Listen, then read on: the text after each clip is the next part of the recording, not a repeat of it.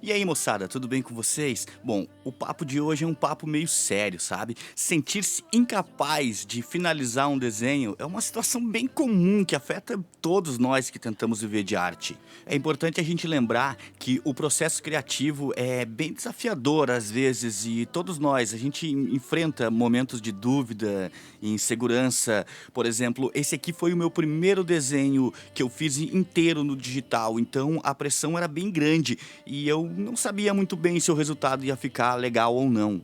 Enquanto você assiste esse speedrun do Squirtle, eu vou tentar te dar algumas sugestões pra gente superar esse bloqueio criativo que impede a gente de finalizar um desenho. Primeiro a gente tem que aceitar que esse sentimento é normal, a gente tem que aceitar que a autocrítica faz parte do processo de criação sim, mas não deixar que ela impeça que a gente vá em frente, que a gente termine o desenho. Durante esse processo, eu não sabia muito bem onde é que estavam as ferramentas no programa e tal, então eu dei várias pausas para dar uma calma, para dar uma acalmada na mente, e aí eu voltava e depois eu fazia. E nessa parte da pintura eu já estava a ponto assim de pegar e abandonar tudo, deletar todas essas cores, imprimir essa line art que eu tinha feito e terminar ela no papel com minhas canetinhas, meus lápis de cor. Aí uma coisa que adiantou um pouquinho o processo também foi pegar essa referência para eu saber onde é que estavam as cores, mas ainda era tudo muito difícil, tava quase desistindo. Aí lembrei do Julius, o pai do Chris, todo mundo odeia o Chris, daquela cena que ele fica falando sobre desistências, e aí eu pensei, e se o Stan Lee tivesse desistido de desenhar o Homem-Aranha? E se o Rob Liefeld tivesse desistido do Deadpool por causa das críticas que ele recebeu, porque o Deadpool lembrava isso e lembrava aquilo e lembrava vários personagens? E se o Maurício de Souza tivesse desistido da Turma da Mônica? Bom, acho que já deu pra vocês entenderem, né? Então aí eu comecei a prestar atenção no que eu tava fazendo de errado, e o que eu tava fazendo de errado era deixar que o programa fizesse a coisa por mim. Eu tava buscando as ferramentas erradas no lugar certo. Bom, o que eu pude perceber é que a gente complica demais uma coisa que é simples. Por exemplo, você tem uma caixinha de lápis de cor com 100 cores. Eu te garanto que você não vai usar essas 100 cores porque a maioria das cores são parecidas umas com as outras. A paleta de cor é sempre a mesma. Um azul que é um semitom mais claro ou mais escuro do que o outro, mas isso não vai fazer diferença no resultado final do desenho porque as pessoas vão ver isso de longe. Então o que eu fiz? Eu comecei a ir pelo simples, eu não peguei aqueles pincéis que tem no programa, aqueles pincéis especiais, eu fui no mais simples e aí eu comecei a desenvolver um pouco melhor o desenho. E nessa parte eu já estava bem sobrecarregado, então me veio uma ideia. Por que finalizar ele todo de uma vez só? Eu vou dar umas pausas maiores, então eu fiquei mais ou menos um dia sem pegar o desenho e no outro dia eu comecei a dividir o desenho em etapas. Eu dividi no tempo que me sobrava durante o dia, eu pegava e fazia 20 minutos de processo, depois eu parava uma hora, eu voltava, fazia mais uns 10 minutinhos e aí a coisa não se tornou tão cansativa e eu fui conseguindo entender como é que funciona esse processo de desenho digital. E não só o desenho digital, quando você está muito cansado, até no papel a coisa fica bem complicada, mais complicada do que ela realmente é. Porque se você for parar para pensar, você pega uma canetinha, um marcador ou um lápis de cor e você pinta ele no papel. E isso acontece também no digital, e a gente começa a querer complicar demais, a querer usar isso e usar aquilo, e técnicas magníficas e técnicas mágicas, e aí a gente não finaliza o desenho porque a gente fica buscando essa técnica que está inalcançável muitas vezes no momento, e esquece que é só pintar, é só desenhar.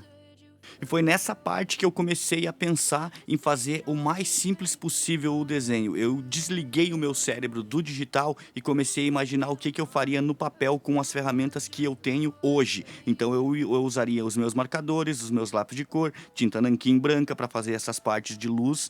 E aí, apesar de eu ainda não conseguir alcançar um resultado que eu tô buscando com o digital, eu consegui deixar ele, pelo menos, ele ficar mais bonito e o desenho começou a fluir um pouco melhor do que ele estava antes, quando eu estava tentando buscar uma técnica que eu ainda não sei dominar.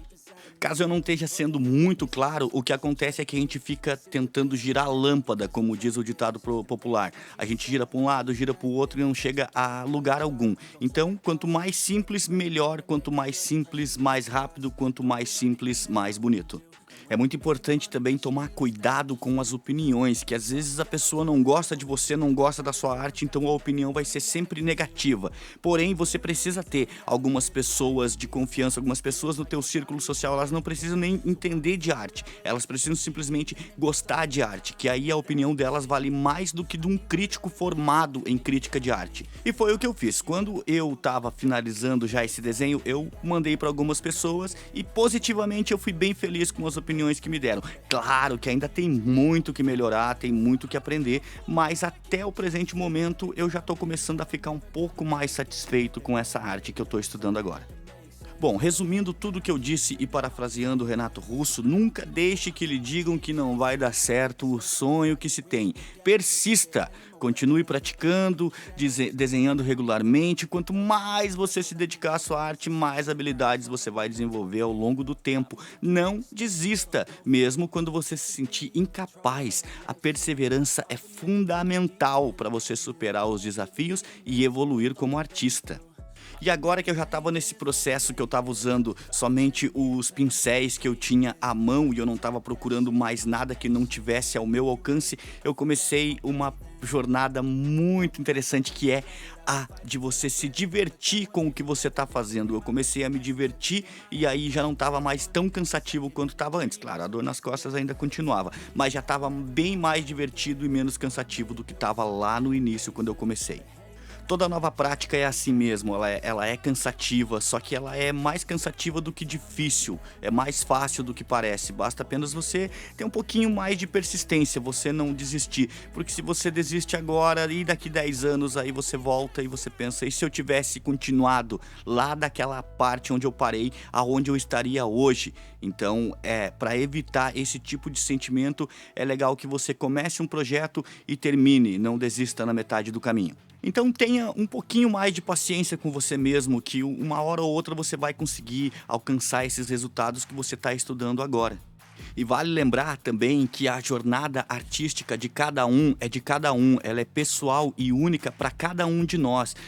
Vamos parar de comparar o nosso progresso com o progresso de outros artistas. A gente tem que se concentrar na nossa própria jornada e o mais importante, a gente tem que se divertir e aproveitar o processo criativo ao máximo, porque eu tenho certeza que daqui a um tempo você vai olhar para trás e vai dizer, valeu a pena ter estudado, valeu a pena ter persistido e o mais importante, valeu a pena em não ter desistido. E se você absorveu, se você aprendeu alguma coisa com essa minha experiência pessoal, eu peço de coração, deixa seu like aqui, não custa nada, deixa seu comentário aqui também, o que é que você tem de dificuldade em aprender no desenho, que se tiver ao meu alcance eu ficarei muito, muito feliz em poder ajudar e nos vemos no próximo desenho, valeu!